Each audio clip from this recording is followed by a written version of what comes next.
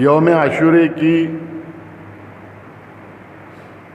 فضیلت ایسی ہے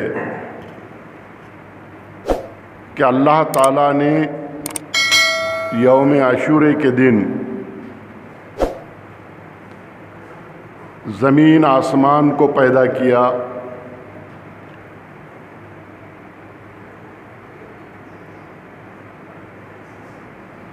اللہ تعالیٰ نے عاشورے کے دن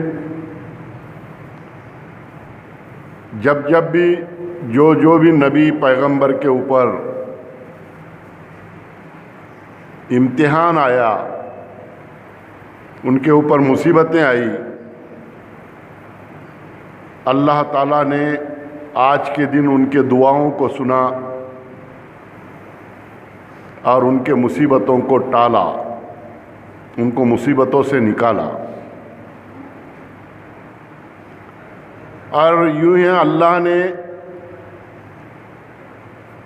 ایسے فضیلت کے دن کو اپنے محبوب کے نواسے حضرت امام حسین اور ان کے کنبے کے لوگوں کی قربانیوں کو قبول کیا۔ یہ طے تھا بچپن سے، امام حسن امام حسین کے بچپن سے یہ طے تھا کہ اللہ تعالیٰ ان کی قربانیوں کو چاہتا تھا۔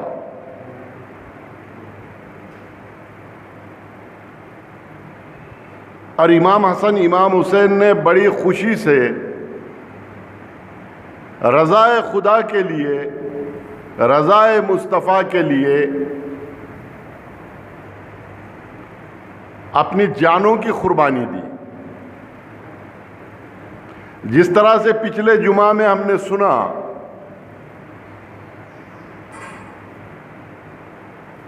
کہ مروان کے منافقانہ حرکتوں کی وجہ سے عرب کے اندر جو حالات پیدا ہو رہے تھے، نبی کریم صلی اللہ علیہ وسلم نے اپنے دست نبوت سے جس طرح سے وہاں کے ماحول کو سازگار بنایا، وہاں کے لوگوں کے اندر پیار، محبت، ایک دوسرے کے لیے ہمدردی، خلوص کٹ کٹ کے ان کے سینوں میں نبی کریم صلی اللہ علیہ وسلم نے بھرا۔ لوگ سارے دشمنیوں کو بھول چکے تھے، لیکن مروان ایک ایسا منافق تھا کہ اس نے سارے دشمنیوں کے کارستان کرتا رہا، اپنی منافقانہ حرکت سے حالات یوں پیدا کیا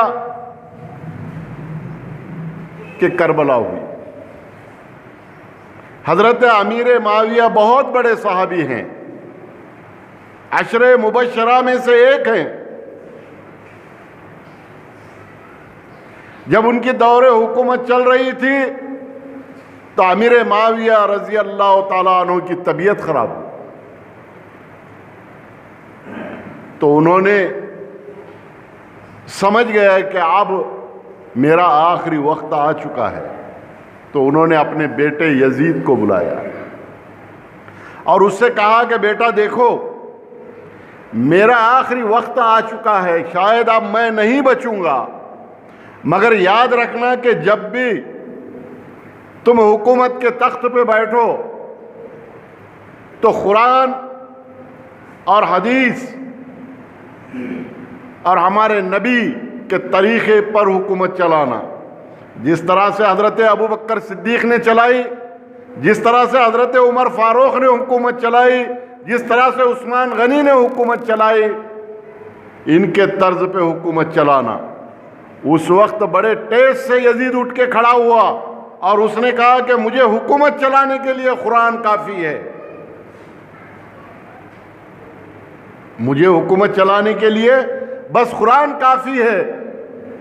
حضرت امیر معاویہ کے آنکھوں میں پانی آیا، آنسو آئے، اور حضرت امیر معاویہ نے کہا کہ مجھے ایسا لگتا ہے کہ آل رسول کے اوپر تو ظلم ڈھائے گا، تو حکومت اسلام کے بنیاد پہ نہیں چلا سکتا، مگر مجبور تھے، بیمار تھے، تھک چکے تھے۔ اور یزید اٹھا اور اپنے سارے ساتھیوں کے ساتھ شکار کے لیے نکل گیا۔ ادھر امیر معاویہ کا انتقال ہو گیا۔ یزید جب آیا تو اس کو خوشی ہوئی کہ اب حکومت سلطنت میرے ہاتھ میں آ گئی، تو اس نے ایک فرمان جاری کیا کہ لوگوں سے معاہدے لو۔ آج جیسا متدان ہوتا، ووٹنگ ہوتا، آج بٹن دبا کے ووٹ کرتے ہم، ایک زمانہ تھا بیلٹ پیپر پہ ووٹ کرتے تھے، اور اس سے پہلا زمانہ تھا ہاتھ میں ہاتھ ملا کے مصافیہ یعنی بیعت یعنی ووٹ، اس زمانے کا وہ ووٹ تھا۔ تو کہا گیا، یزید کا فرمان نکلا کہ لوگوں سے معاہدہ لیا جائے، اور جو معاہدہ نہ کرے اس سے زبرن کیا جائے، اور جو نہ مانے تو اس کو مار دیا جائے۔ اور خاص طور سے امام حسین اور ان کے گھرانے کے لوگوں سے معاہدہ لیا جائے۔ اب یہ حکم آنے کے بعد سب طرف یزید کی حکومت تسلیم کرنے کے لیے معاہدے لینے شروع ہو گئے۔ حضرت امام حسین مدینے میں تھے۔ حضرت امام حسین کو بلایا گیا، آج ہم جس کو راجیپال کہتے ہیں، دربار میں بلایا گیا اور کہا گیا کہ آپ جو ہے تو یزید کی حکومت کو تسلیم کر لیجئے اور معاہدہ کر لیجئے۔ امام حسین نے کہا کہ ٹھیک ہے، معاہدہ کرنے میں کوئی حرکت نہیں ہے، لیکن پہلے مجھے دیکھ لینے دو کہ اس کی حکومت کیسی چلتی، وہ کیسی حکومت چلاتا، یہ سب مجھے جاننے بوجھنے کے بعد میں معاہدہ کر سکتا ہوں، اگر وہ رسول کے طریقے پر، اللہ کے طریقے پر حکومت چلتی ہے تو۔ اور وہاں سے وہ نکل گئے۔ مروان بیٹھا تھا بیٹھک میں، مروان نے کہا کیوں جانے دیا تم نے؟ ان کا زبردستی سے معاہدہ لیتے، نہیں مانتے تو قتل کر دیتے تھے۔ تو اس وقت کے سپہ سالار نے، راجیپال نے یہ کہا جاؤ، اگر تم میں یہ ہمت ہے تو ان راستے میں رکاؤ ان سے اور معاہدہ لو زبردستی سے، مروان سے کہا۔ مگر مروان وہاں سے گیا، یزید کے پاس جا کے سارے چغلیاں لگا کے راجیپال پد سے ان کو ہٹا دیا گیا۔ حالات بیکار ہوئے، زبرن معاہدے شروع ہوئے، تو مدینے سے حضرت ابوبکر صدیق کے فرزند، حضرت عمر فاروق کے فرزند، ایسے لوگ وہاں سے مدینہ چھوڑنے لگے، سارے لوگ مدینہ چھوڑ کے جانے لگے۔ امام حسین رضی اللہ تعالیٰ عنہ نے بھی سوچا کہ میں بھی مکہ چلا جاؤں مدینہ سے۔ حضرت امام حسین بی بی فاطمہ کے روضے پر گئے، جا کے خوب رونے لگے، خوب کہا کہ امی جان اب میں مدینہ چھوڑتا ہوں، اب میں یہاں سے رخصت ہونے آیا ہوں، حالات خراب ہو چکے ہیں۔ اب امام حسین بھی اس بات کا علم رکھتے تھے کہ نبی کریم صلی اللہ علیہ وسلم نے بچپنے میں بتایا تھا کہ امام حسن زہر سے مریں گے اور امام حسین شہید ہو کے کربلا میں مریں گے۔ یہ واقعہ تو مشہور تھا، یہ علم امام حسین کو بھی تھا۔ خوب روئے، خبر سے آواز آئی بی بی فاطمہ کی کہ بیٹا جاؤ، اللہ سے جو وعدہ ہے وہ نبھانا ہے، تم یہاں سے جاؤ، ورنہ خبر سے میں باہر نکلوں تو قیامت طاری ہو جائے گی تم کو سینے سے لگانے کے لیے۔ امام حسین وہاں سے نکلتے ہیں، حضور پاک صلی اللہ علیہ وسلم کے روضے پر آتے ہیں۔ حضور صلی اللہ علیہ وسلم کے روضے کو چوم کر، سر رکھ کر خوب روتے ہیں۔ اور پھر کہا یا نانا جان کم سے کم مجھے کوفہ کے ان حالات سے تو واقف کرائیے، وہاں کا منظر تو بتائیے۔ تو آپ کو منظر نظر آیا کہ نبی کریم صلی اللہ علیہ وسلم کھڑے ہیں اور چاروں طرف سے فرشتوں کا جھنڈ ہے، اور امام حسین نے دیکھا کہ نبی کریم صلی اللہ علیہ وسلم کے دامن میں کچھ ہے۔ قریب سے دیکھا تو امام حسین کا سر رکھا ہوا ہے، کٹا ہوا سر نبی کریم صلی اللہ علیہ وسلم کے دامن میں ہے، رنجیدہ ہے، غمگین ہے، آنکھوں سے آنسو نکل رہے ہیں۔ یہ منظر اپنی آنکھوں سے مدینے کے اندر کربلا کی لڑائی ہونے سے پہلے امام حسین نے دیکھا۔ ایک صحابی کا تو یوں واقعہ ہے کہ ان کو خواب میں نبی کریم صلی اللہ علیہ وسلم بڑے رنجیدہ نظر آئے، اور ایک پیالے کے اندر خون بھرا ہوا ہے، پیالے کے اندر خون بھرا ہوا ہے۔ وہ صحابی خواب میں پوچھ رہے ہیں یا رسول اللہ یہ خون کا کیا کرو گے؟ تو نبی کریم صلی اللہ علیہ وسلم فرماتے ہیں کہ میں کل قیامت کے دن اللہ کو یہ بتاؤں گا اور کہوں گا اے اللہ میرے نواسے کی کیا غلطی تھی، میرے نواسے نے ایسا کیا کیا تھا جس کے اوپر یہ ظلم ہوئے، جس کا سر کٹا کربلا کے اندر، جس کے خاندان کا پورے قبیلے کا خون بہا، یہ بتاؤں گا میں قیامت کے دن اللہ تعالیٰ سے۔ ایک صحابی نے مدینہ کے اندر یہ خواب دیکھا۔ حالات جو نبی کریم صلی اللہ علیہ وسلم نے مکہ مدینہ اور سارے عرب کے اندر پیار محبت، سارے دشمنیوں کو، لڑائی جھگڑوں کو مٹا کر ایک بہترین سازگار ماحول بنایا تھا، اور وہ سازگار ماحول میں ہمارے نبی نے پردہ فرمایا، لیکن اس کے بعد جیسا جیسا وقت بیتتا گیا حالات خراب ہوتے گئے، حالات خراب ہوتے گئے، اور یہاں اتنا ماحول تنگ ہو چکا تھا۔ حضرت امام حسین کے وقت میں جو حالات تنگ ہو چکے تھے کہ آپ کے پیروں کے نیچے کی چوٹی بھی حضرت امام حسین اور آل رسول کی دشمن ہو چکی تھی، یہ حالات ہو چکے تھے۔ کربلا کے اندر لڑنے والے یزید ہو یا کربلا کے اندر لڑنے والے جو بھی فوجی اور سپہ سالار ہو، وہ کوئی کافر نہیں تھے، سارے کے سارے مسلمان تھے، اور وہ سارے منافقین تھے۔ اللہ کو تو مانتے تھے، اللہ کے رسول کو بھی کچھ مانتے تھے، لیکن آل رسول کو نہیں مانتے تھے۔ مسلمان ہونا، ایمان والا ہونا، اور پورا ایمان والا ہونا کوئی صوفی بات نہیں ہے۔ ایمان رکھتے تھے، مسلمان تھے۔ کربلا ہوئی تو کربلا کے اندر کوئی غیروں نے حملہ نہیں کیا، کربلا کے اندر سارے مسلمان تھے، لیکن وہ سارے کے سارے منافقین تھے، سارے کے سارے منافقین تھے، جنہوں نے کلمہ تو پڑھا تھا لیکن آل رسول کے اوپر ظلم ڈھانے کی انتہا کر دی۔ کربلا کے میدان کے اندر تو لڑائی وہ لڑائی تھی کہ امام حسین کا صبر اور ان کے صبر کی انتہا یہ اللہ دیکھ رہا تھا۔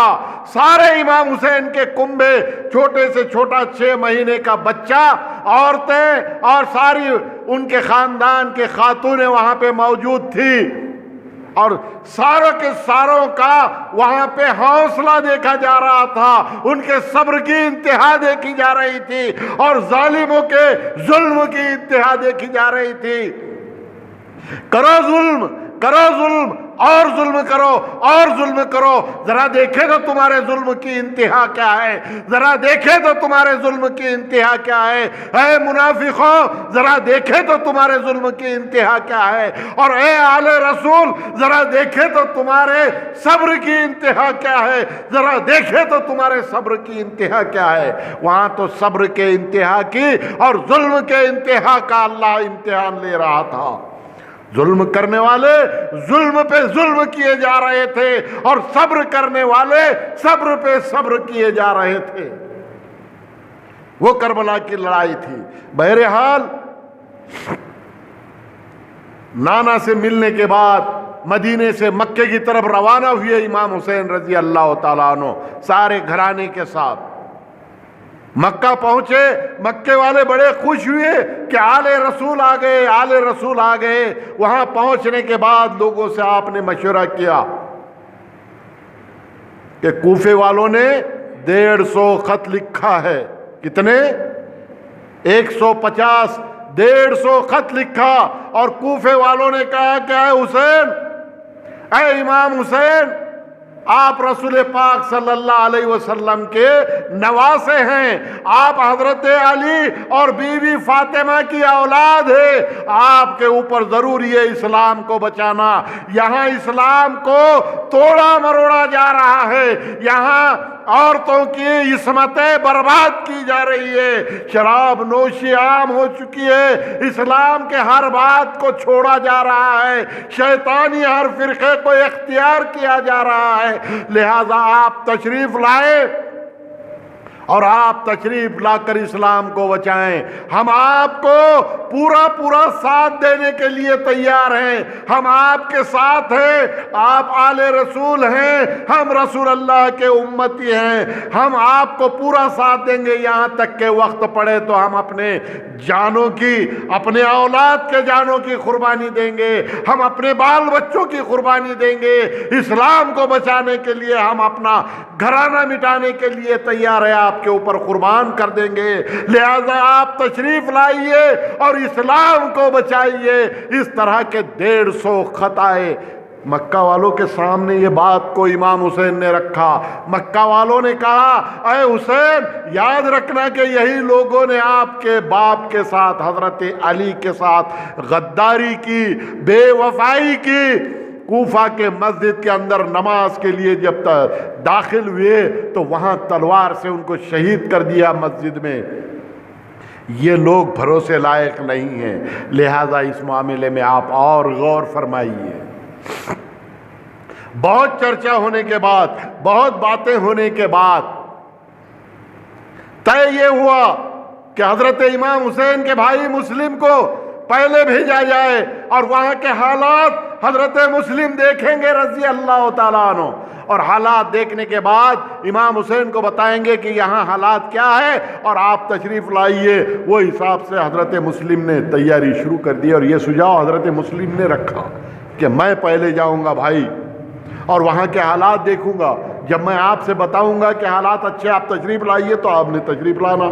سارے مکہ والوں نے اس بات کو مان لیا۔ حضرت مسلم اپنے 2 چھوٹے بچوں کو لے کر کوفہ کی طرف روانہ ہوئے۔ کوفہ میں جب پہنچے تو لاکھوں لوگوں نے استقبال کیا۔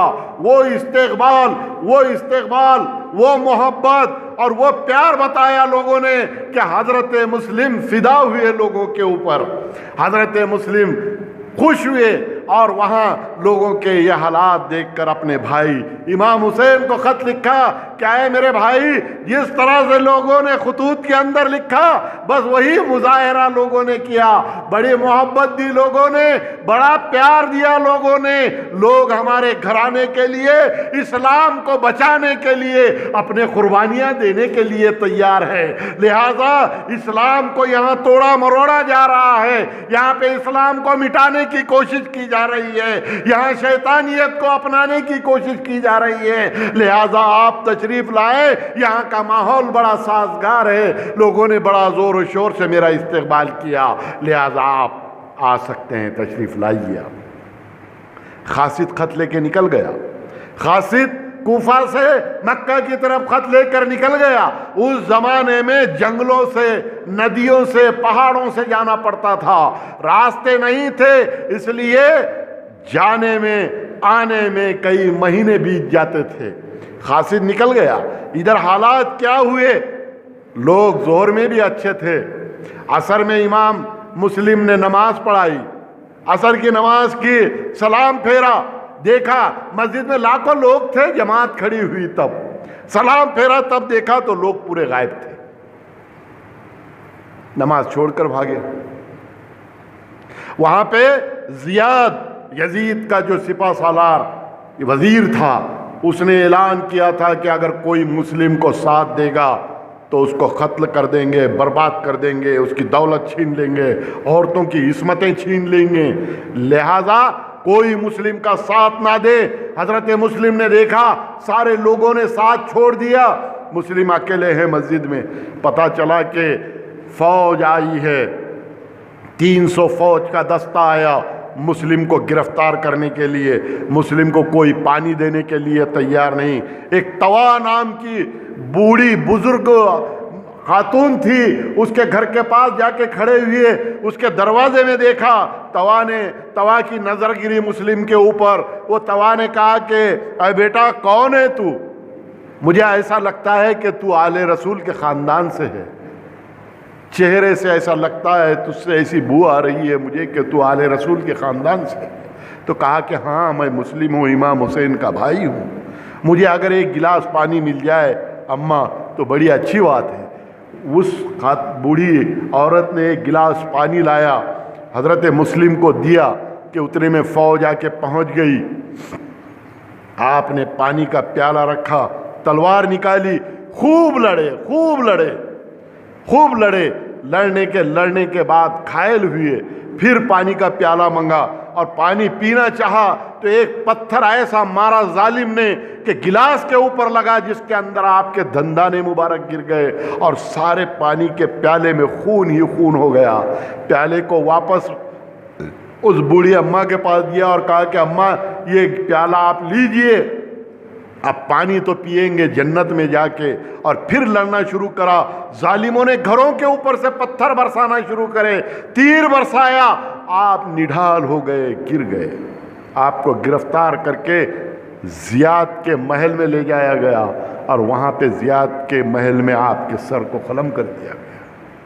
حضرت مسلم اس طرح سے ادھر امام حسین مسلم کا خط پڑھنے کے بعد کوفہ کی طرف نکلنے کی تیاری کر رہے ہیں، اور ادھر مسلم اس دنیا سے چلے گئے۔ حضرت مسلم کو شہید کر دیا گیا۔ حضرت مسلم کا ایک 5 سال کا اور 7 سال کا 2 بچے شہر قاضی کے یہاں رکے ہوئے ہیں۔ بچے شہر قاضی کے یہاں رکے ہوئے ہیں۔ شہر قاضی کو پتا چلا کہ مسلم کو شہید کر دیا گیا۔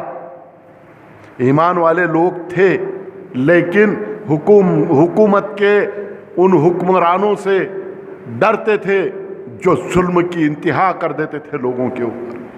شہر قاضی نے رات کو اپنے بچے سے کہا کہ بیٹا یہ دونوں بچوں کو لے جاؤ، ایک قافلہ کوفہ سے مکہ کی طرف جا رہا ہے، وہ قافلے کے ساتھ یہ دونوں بچوں کو چھوڑ دو تاکہ یہ خیریت سے پہنچ جائے اپنے گھر۔ قاضی کا بچہ جوان بچہ تھا، اتنی سمجھ نہیں تھی بچے کو، وہ دونوں بچوں کو لے کے گیا، اور جب گیا تو ایسا لگا کہ قافلہ چلا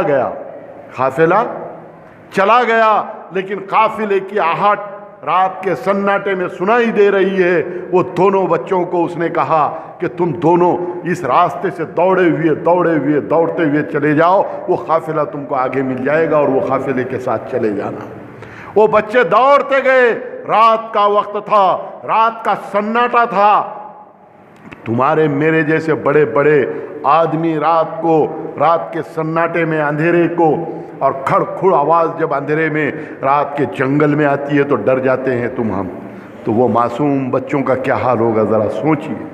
ذرا سوچئے کہ رات کا سناٹا ہے، کوئی راستہ نہیں، چھوٹا سا پگ راستہ جس کو پیدل راستہ بولتے ہیں، وہ راستے ہوتے تھے جنگل کے، اور چاروں طرف سے جھاڑی۔ وہ بچے دوڑ رہے ہیں، رات بھر چلتے رہے بچے۔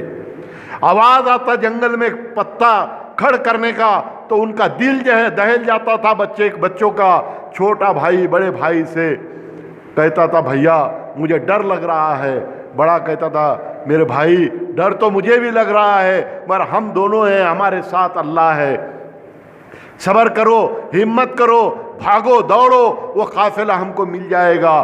رات بھر دوڑتے رہے، وہ قافلہ تو نہیں ملا، لیکن جہاں سے دوڑے وہیں اس ندی کے پاس واپس آ گئے۔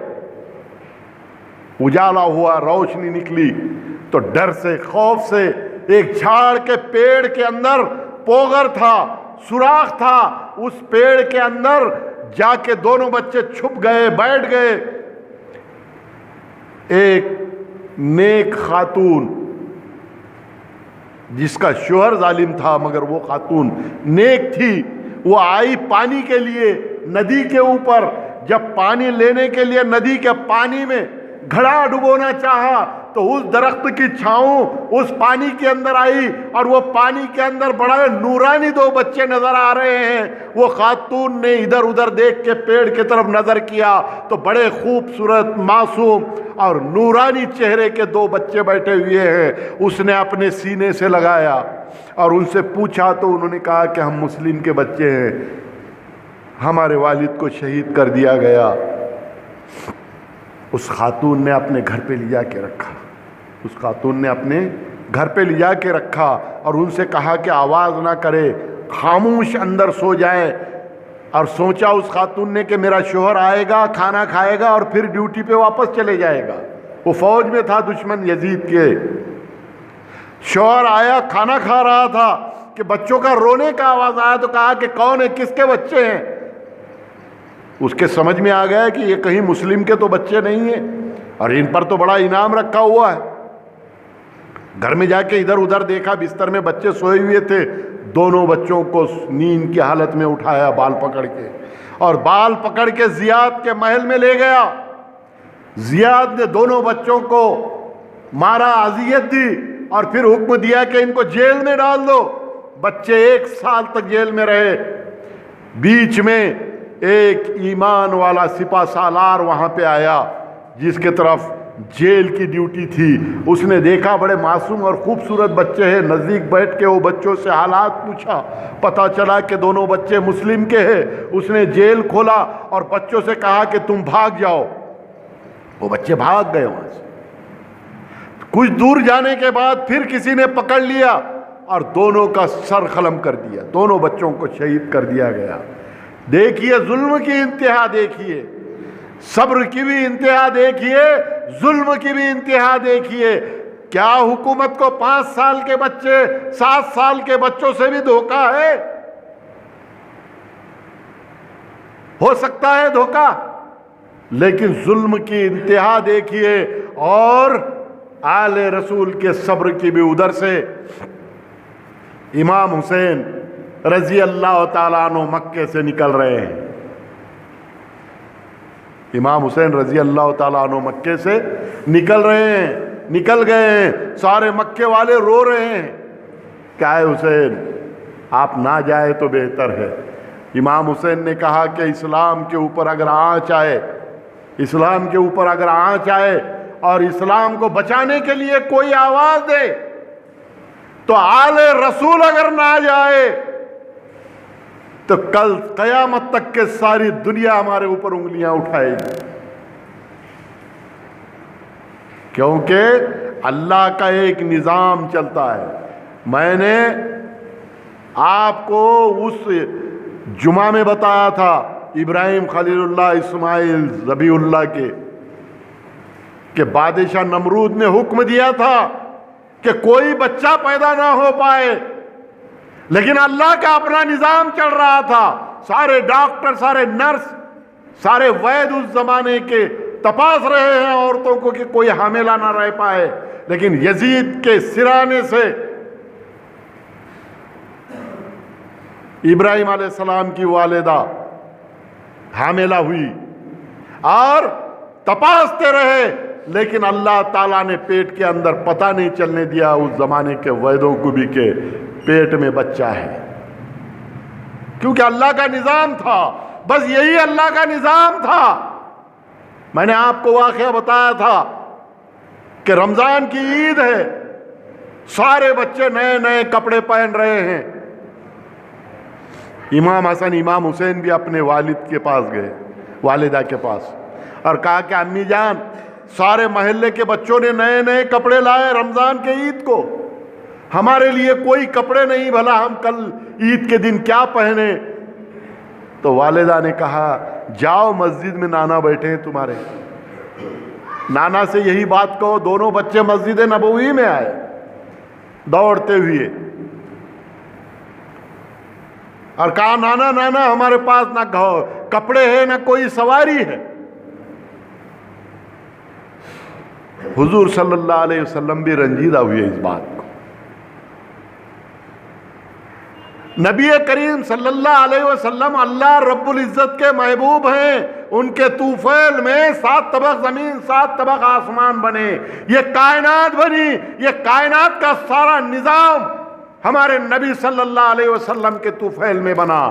لیکن اس دنیا کے اندر اگر رہے تو تم کو ہم کو ان کا طریقہ اختیار کرنا چاہیے. یہ دنیا میں اگر رہے تو کس صبر و ضبط کے ساتھ رہے کہ ہمارے نبی نے پیٹ کو پتھر بھی باندھا. ساری مخلوق, سارے خزانے, ساری خدائی, 7 طبق آسمان 7 طبق زمین ہمارے نبی کا ان کے طوفیل میں بنا. اللہ کے سارے خزانے ہمارے نبی کے ہیں, مگر پیٹ کو پتھر باندھا. نواسے بھوکے رہے, ہنڈی میں کنکریاں ابلتے تھے. ماں کہتی تھی بیٹا کھانا پک رہا ہے, ذرا صبر کرو, پک گیا تو کھا لیں گے. کیسا پکے گا, ہنڈی میں تو کنکریاں پک رہے ہیں.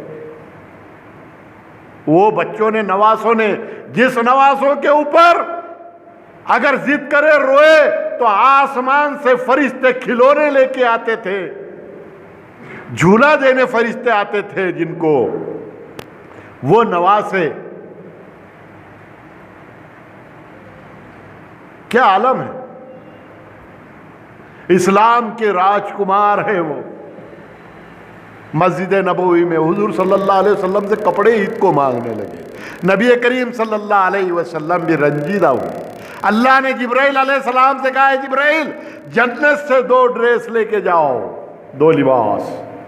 جبرائیل علیہ السلام آ گئے, کہا یا رسول اللہ, اللہ نے آپ کو سلام کہا, یہ دونوں بچوں کے لیے کپڑے, اور یہ دونوں بچوں کو کپڑے چننے دو, ان کو کلر ان کے مرضی سے چننے دو. ایک لال کلر ہے اور ایک ہرا ہے. امام حسین کو ہرا پسند آیا, امام حسن کو ہرا پسند آیا, امام حسین کو لال پسند آیا. جبرائیل علیہ السلام کی آنکھوں میں آنسو ہے, رونے لگے. نبی کریم صلی اللہ علیہ وسلم نے پوچھا, ہے جبرائیل کیا بات ہے؟ کہا کہ یا رسول اللہ, یہ بچے ایک زہر سے مارا جائے گا دشمنوں کے, اور ایک کربلا کے اندر لڑتے ہوئے شہید ہو جائے گا. یہ اس وقت بات طے تھی, یہ اس وقت, یہ اللہ کا نظام تھا. اس لیے امام حسین نے کہا کہ اسلام اگر پکارے کہ میں مصیبت میں ہوں تو آل رسول خاموش نہیں بیٹھ سکتا, اس لیے میں کوفہ جاؤں گا. نکل گئے کوفہ کی طرف, کوفہ کی طرف نکل گئے. چلتے ہوئے ایسے کئی خطرات, کئی جنگلات, کئی ندیاں, کئی نالے, کئی پہاڑ, سارے بچے, بوڑھے, عورتیں سب ساتھ میں ہیں. مکہ والوں نے کہا کم سے کم اپنے بچوں کو اور گھر کے عورتوں کو تو مکہ چھوڑ جائے. تو کہا کہ نہیں, کیوں فکر کرتے ہو تم, اللہ تعالیٰ